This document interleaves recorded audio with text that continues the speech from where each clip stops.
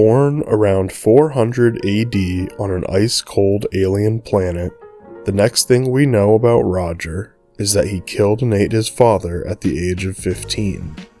He then spent some time working as a Walmart-like store greeter on his frigid home planet, and this is all we know about him from the earliest stages of his life. Some 1400 years later, around the year 1800 AD on Earth, Roger was flying through space with his aunt when he accidentally caused her to crash onto Earth, killing her on impact. I loved another family once. They were pioneers. Wait a minute. I thought you landed in Roswell in the 40s. The second time. The first time I was with my Aunt Carolyn. She had always been a bad driver. A little thing like her nephew's Nerf football bouncing on the light speed button, and she was all, blah, brace for impact! She was killed instantly. Anyway, that's when I met the Meekers, a family of fur trappers. Things were going great, till one of our wagon wheels popped off.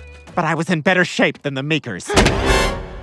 Only to have them die while traversing the Oregon Trail. It was around this time that he fell into a deep depression and started drowning out his feelings with substances. After 100 years on Earth, he finally decided to leave once more sometime in the early 1900s.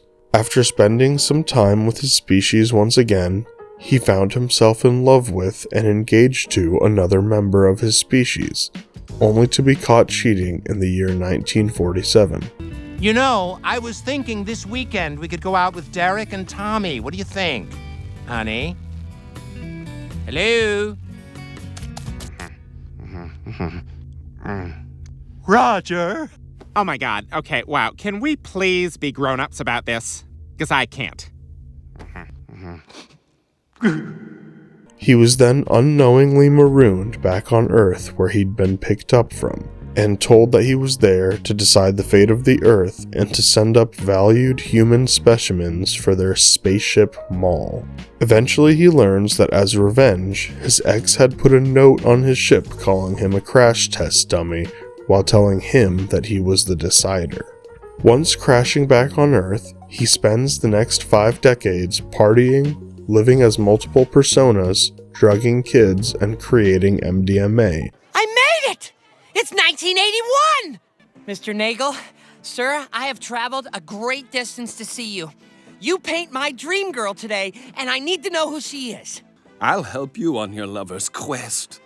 But first, share in some cherry wine. Nagel, you son of a bitch, let's drug some kids. Oh, you kidding me? You already cut the turkey? We're very close to cracking the formula. We have the MDM, but we're missing something. The missing ingredient! That's my stationery. My handwriting? How did you get this? Who are you? We're time travelers from the future. Among many other things, before the CIA captures him in the late 90s. But he manages to escape with the help of Stan, whom he saves after an accident, which causes Stan to allow him to live with his family. Years ago, Roger was a prisoner in Area 51. He got loose and Dad was the one who found him. Guards threw grenades into the room. And Roger saved Dad's life. Stan first introduces Roger as Steve's pet alien, but eventually he is welcomed into the family as more than just a pet. It is implied on multiple occasions that Roger is some sort of force of nature or agent of destiny, possibly even a god of chaos. But we never get any level of finality on those ideas, with the showrunners always skirting around the details of how Roger does what he does. While he's not immortal, seemingly able to be killed just by being choked out by Stan. You wouldn't kill me. You love me too much.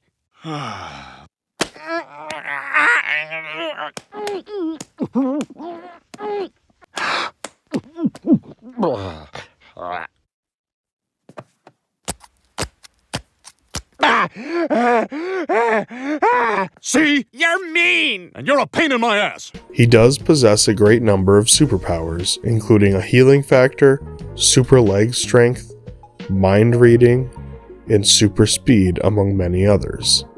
The super speed is explained on multiple occasions to be how he manages to have so many personas, and he jokes that the people who believe themselves to be his relatives have simply been brainwashed, perhaps through the use of his mind reading or dream walking ability.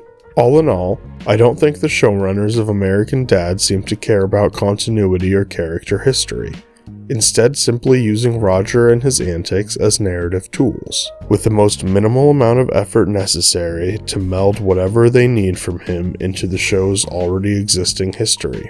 At one point, even giving him the ability to transport into books, while having him actively voice the fact that they didn't care enough to try to explain it.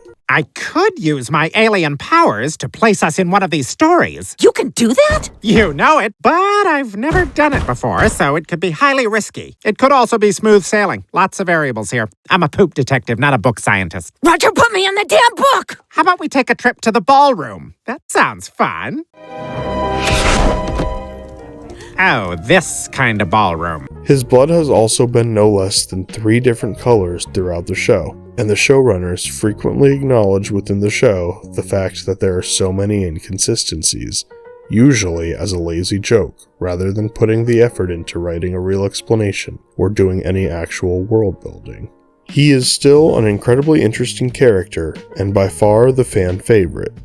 They had even considered giving him a dedicated movie based on his home planet, wherein they would explain more of his backstory and species. But this was ultimately cancelled, although left open as a possible finale for the show as a whole.